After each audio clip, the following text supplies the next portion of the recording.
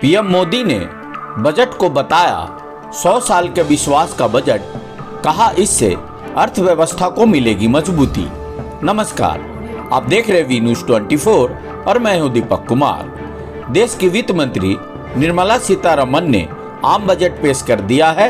प्रधानमंत्री नरेंद्र मोदी ने वित्त मंत्री निर्मला सीतारमन के बजट 2022 की तारीफ की है। प्रधानमंत्री मोदी ने बजट को पीपुल फ्रेंडली और आम लोगों की आकांक्षा के अनुरूप बताया है। प्रधानमंत्री नरेंद्र मोदी ने इस पर प्रतिक्रिया देते हुए कहा कि ये बजट 100 साल की भयंकर आपदा के बीच विकास का नया विश्वास लेकर आया है। आगे सुने पीएम मोदी ने क्या कहा। लेकर आया है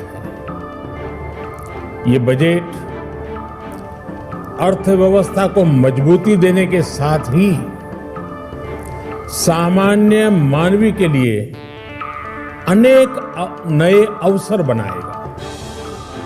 ये बजट मोर इंफ्रास्ट्रक्चर, मोर इन्वेस्टमेंट, मोर ग्रोथ और मोर जॉब्स की नई संभावनाओं से भरा हुआ है।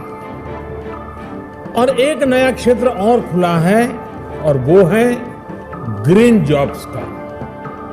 ये बजट तत्कालीन आवश्यकताओं का भी समाधान करता है और देश के युवाओं के उज्जवल भविष्य को भी सुनिश्चित करता है। ये पिछले कुछ घंटों से देख रहा हूं जिस प्रकार से इस बजट का हर क्षेत्र में स्वागत हुआ है। सामान्य मानवी की जो सकारात्मक प्रतिक्रिया आई है उसने जनता जनार्दन की सेवा का हमारा उत्साह अनेक गुना बढ़ा दिया है। जीवन के हर क्षेत्र में आधुनिकता आए, टेक्नोलॉजी आए, जैसे किसान ड्रोन हो, वंदे भारत ट्रेन हो, डिजिटल करेंसी हो, बैंकिंग के क्षेत्र में डिजिटल यूनिट्स हो, 5G सर्विसेज का रोल आउट हो, नेशनल हेल्थ के लिए डिजिटल इकोसिस्टम हो। इनका लाभ हमारे युवा, हमारे मध्यम वर्ग, गरीब, दलित, पिछड़े, ये सभी वर्गों को मिलेगा। इस बजट का एक महत्वपूर्ण पहलू है गरीब का कल्याण। हर गरीब के पास पक्का घर हो, नल से जल आता हो, उसके पास शौचालय हो, गैस की सुविधा हो, इन सभी पर विशेष ध्यान दिया गया है। इसके साथ ही आधुनिक इंटरनेट कनेक्टिविटी पर भी उतना ही जोर है। जो भारत के पहाड़ी क्षेत्र है, हिमालय का पूरा पट्टा, जहां जीवन आसान बने, वहां से पलायन ना हो, इसे ध्यान में रखते हुए भी नई घोषणा की गई है। हिमाचल, उत्तराखंड, जम्मू कश्मीर, नॉर्थ ईस्ट ऐसे क्षेत्रों के लिए पहली बार देश में पर्वतमाला योजना शुरू की जा रही है। ये योजना पहाड़ों पर ट्रांसपोर्टेशन और कनेक्टिविटी की आधुनिक व्यवस्था का निर्माण करेगी और इससे हमारे देश के जो सीमावर्ती गांव है, बॉर्डर के गांव है, जिसका वाइब्रेंट होना जरूरी है, जो देश की सिक्योरिटी के लिए भी आवश्यकता है, उसको भी बहुत बड़ी ताकत मिलेगी। भारत के कोटि कोटि जनों की आस्था मां गंगा की सफाई के साथ साथ किसानों के कल्याण के लिए एक महत्वपूर्ण कदम उठाया गया है। उत्तराखंड, उत्तर प्रदेश, झारखंड, बिहार, पश्चिम बंगाल, इन राज्यों में गंगा किनारे नेचुरल फार्मिंग को प्रोत्साहन दिया जाएगा।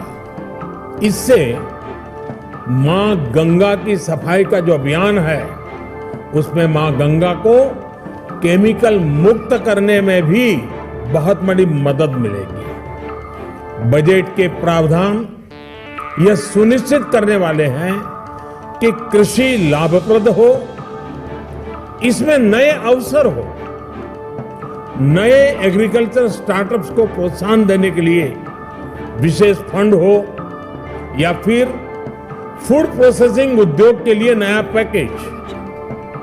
इससे किसानों की आय बढ़ाने में बहुत मदद मिलेगी। एमएसपी खरीद के माध्यम से किसानों के खाते में 2.25 लाख करोड़ रुपए से भी ज्यादा सीधे ट्रांसफर किए जा रहे हैं।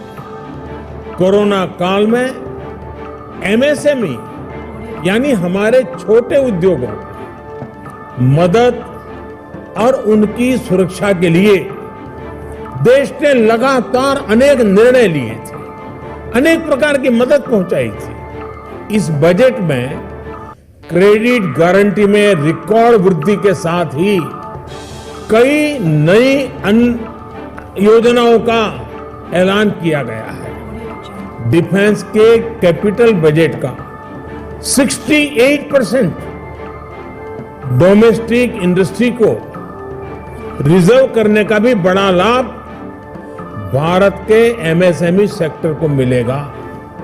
ये आत्मनिर्भरता की तरफ बहुत बड़ा मजबूत कदम है। 7.5 लाख करोड़ रुपए के पब्लिक इन्वेस्टमेंट से अर्थव्यवस्था को नई गति के साथ ही छोटे और अन्य उद्योगों के लिए नए अवसर भी बनेंगे। मैं वित्त मंत्री निर्मला जी और उनकी पूरी टीम को इस पीपल फ्रेंडली और प्रोग्रेसिव बजट के लिए बहुत बहुत बधाई देता हूं। कल भारतीय जनता पार्टी ने मुझे सुबह 11 बजे बजट और आत्मनिर्भर भारत विषय पर बात करने के लिए निमंत्रित किया है। कल 11 बजे मैं बजट के इस विषय पर विस्तार से बात करूंगा। आज इतना काफी है। बहुत बहुत धन्यवाद।